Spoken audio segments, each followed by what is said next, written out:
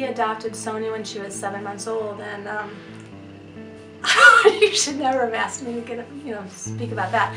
Anyway, with Sonia, we had been married probably 3 years, and realized that adoption was going to be the way that we were going to become parents. And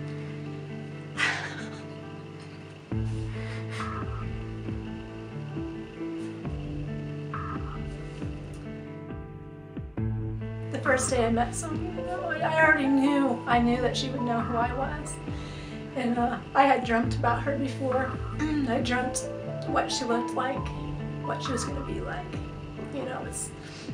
So when I first met her, of course, I was just a basket case.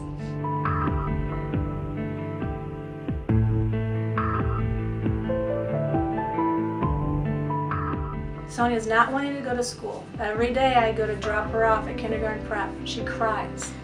And I couldn't figure it out. I realized later there was more than one thing going on, but I had to work. So at the time when I didn't realize there was a cry out from Sonia. She didn't know how to articulate to her mother that there was something wrong with school for her. I didn't realize that she wasn't learning. She wasn't keeping up with the kids. I realized later, just what a taskmaster, the teacher she ended up with. Just never smiling, never engaging the children. The next year was when my husband and I decided that we would homeschool, or I would homeschool. And that first year, my plan was to teach her how to read, and I spent the whole year just trying to teach her alphabet, to remember her alphabet, to be able to look at a letter and know that that's an A. It says A. I was humble enough to say, I can't do this. I'm going to need some expert help. That somebody's going to need to teach me how to teach her, because I don't know.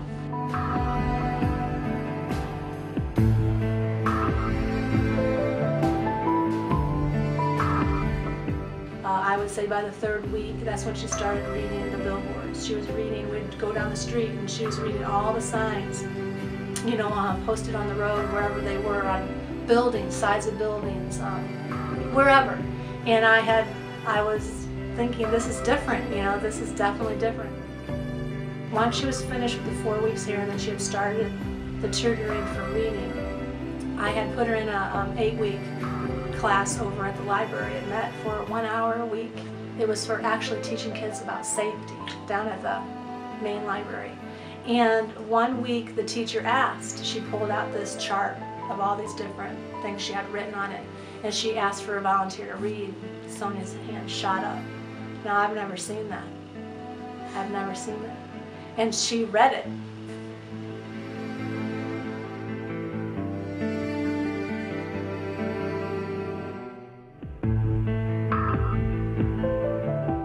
You know how you like to flip words around? You know how you like to change words? Or do you just say a completely different sentence? I go, guess what?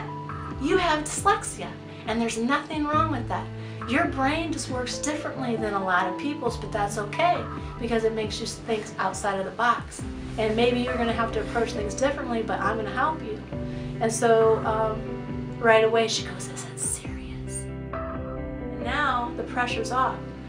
So when she flips something around now or whatever, I'll go, you're having a dyslexic moment. And she thinks that's kind of neat, but she wants me to, it's become something that she doesn't mind, it's part of who she is. But it's still scary.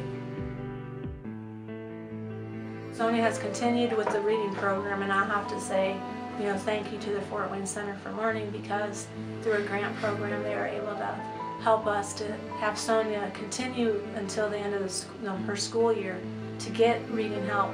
What it makes me realize is that I'm not alone. Sonia's not alone. There are tools. This is not going to be easy. Sonia still has her good days and her bad. Everyone's just been so kind.